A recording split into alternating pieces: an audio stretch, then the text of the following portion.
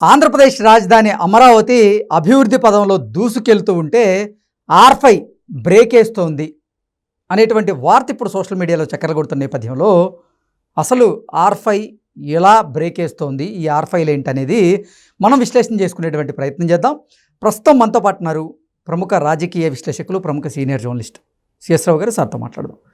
Sir, hi sir. Hello. Andhra Pradesh రాజధాని అమరావతి అభివృద్ధి పదంలో దూసుకెళ్తూ ఉంటే ఆర్ఫై మాత్రం బ్రేక్ వేస్తుంది అనేటువంటి వార్త ఇప్పుడు సోషల్ మీడియాలో చక్కర్లు కొడుతుంది. ఏంటి సార్ దీని మీద మీ విశ్లేషణ? ఇప్పుడు ఏంటి ఆర్ఫై? ఆర్ఫై అంటే ఆర్ఫై జోన్.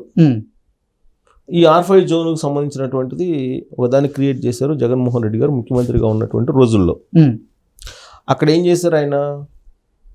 ఆర్ఫై జోన్లో అమరావతి ఇతర ప్రాంతంలో ఉండేటువంటి పేదలకి అక్కడ సెంటు భూమి ఇచ్చారు.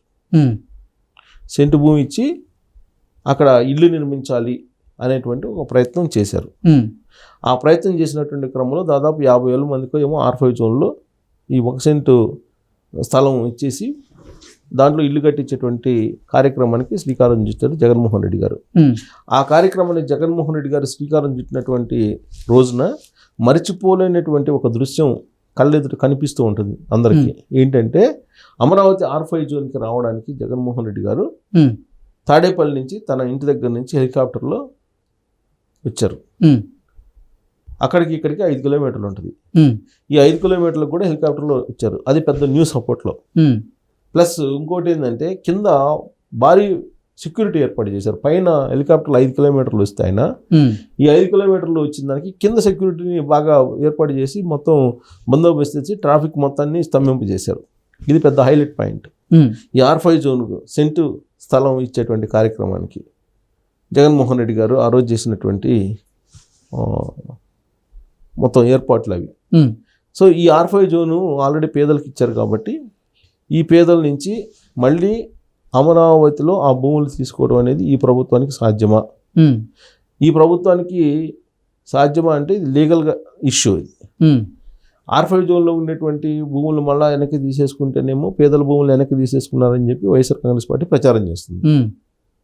తీసుకోకపోతే సిఆర్డిఏ తోటి అమరావతి రైతులు కుదుర్చుకున్న ఒప్పందానికి విరుద్ధం అవుతుంది. మరి ఇప్పుడున్నట్టు ప్రభుత్వం ఏం చేయాలి?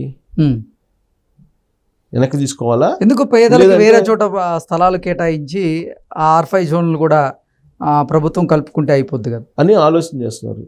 ఆ విషయాన్ని మంత్రి నారాయణ గారు నిన్ననే అనౌన్స్ చేశారు.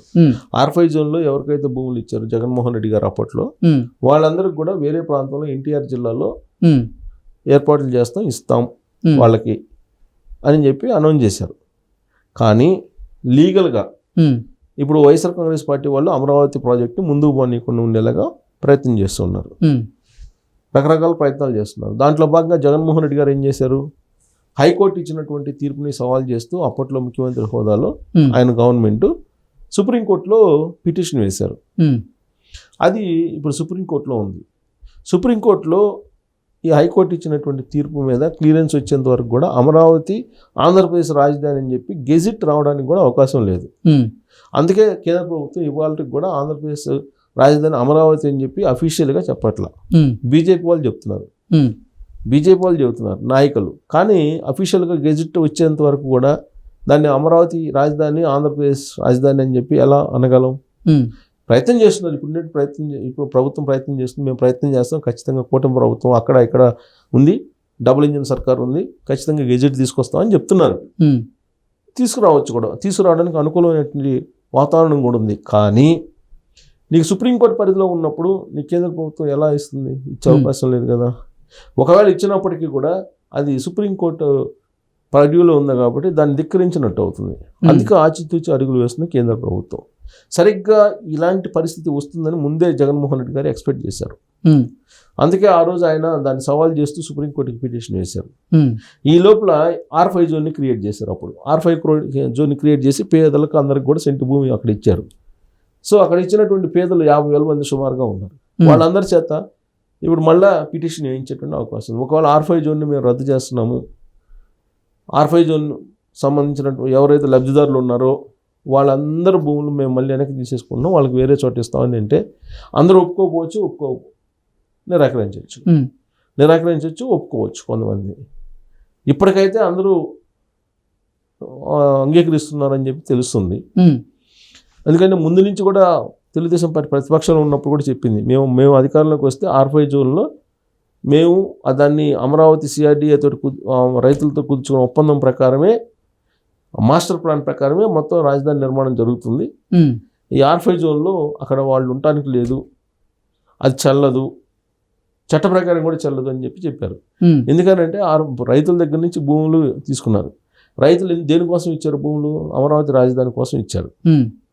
కానీ అక్కడ మేము రాష్ట్రంలో ఉండే ఇతర ప్రాంతాలు, అమరావతి ఇతర ప్రాంతంలో ఉండేటువంటి వాళ్ళకి మేము పంచుతామని అంటే వాళ్ళు భూములు ఎందుకు ఇస్తారు?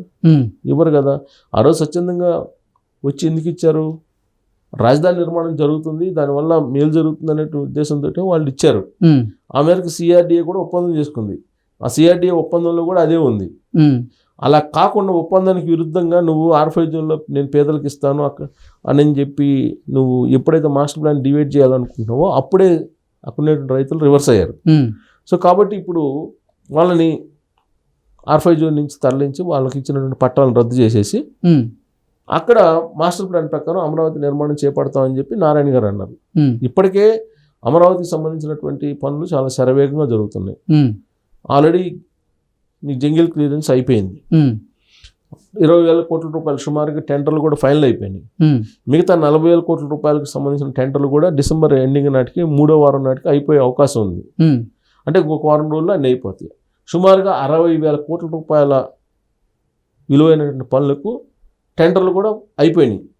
సో ఇక కంపెనీలు రంగంలో దిగి నిర్మాణాలు చేపట్టినవి. ఆల్రెడీ అసెంబ్లీ ఎలా ఉంటుంది, సెక్రటరియట్ ఎలా ఉంటుంది, హైకోర్టు ఎలా ఉంటుంది, దీనికి సంబంధించిన డిజైన్లు కూడా ఆల్రెడీ ఫైనల్ చేసేసారు. దానికి సంబంధించిన నిర్మాణ పనులకు సంబంధించిన టెండర్లు కూడా ఫైనల్ అయిపోయినాయి. 60,000 కోట్ల రూపాయలకు సంబంధించిన పనులకు టెండర్లు కన్ఫామ్ అయిపోయి కంపెనీలు డిసెంబర్ 3వ వీక్ నుంచి నీకు రంగంలో దిగబోతున్నాయి. శరవేగంగా అమరావతి రాజధాని నిర్మాణం జరగబోతుంది. ఇలాంటి పరిస్థితుల్లో R5 జోన్కి సంబంధించినటువంటి క్లియరెన్స్ కూడా వేగంగా జరుగుతుందని చెప్పి నారాయణ గారు అనౌన్స్ చేశారు. కాబట్టి సుప్రీంకోర్టులో ఉంది కాబట్టి ఇది సుప్రీంకోర్టు నిబంధనలు, గైడ్ లైన్స్ ఇవన్నీ కూడా క్లియర్ చేసుకొని మొత్తం చేస్తామని చెప్పి కూడా ఆయన చెప్పారు. సో అవన్నీ క్లియర్ అయిపోయిన తర్వాత నీకు గెజిట్ వస్తుంది. బహుశా సుప్రీంకోర్టు ఆల్రెడీ వాయిదా వేసింది కాబట్టి 2 సార్లు ఇప్పటికీ దాని మీద వాద ప్రతివాదనలు జరిగాయి. సో రాబోయేటువంటి రోజుల్లో సుప్రీంకోర్టు నుంచి కూడా క్లియరెన్స్ వస్తే కనుక పూర్తి స్థాయిలో అడ్డంకులు అమరావతికి తెలిగిపోయినట్టే అవుతుంది. Okay sir, thank you so much. Thank you.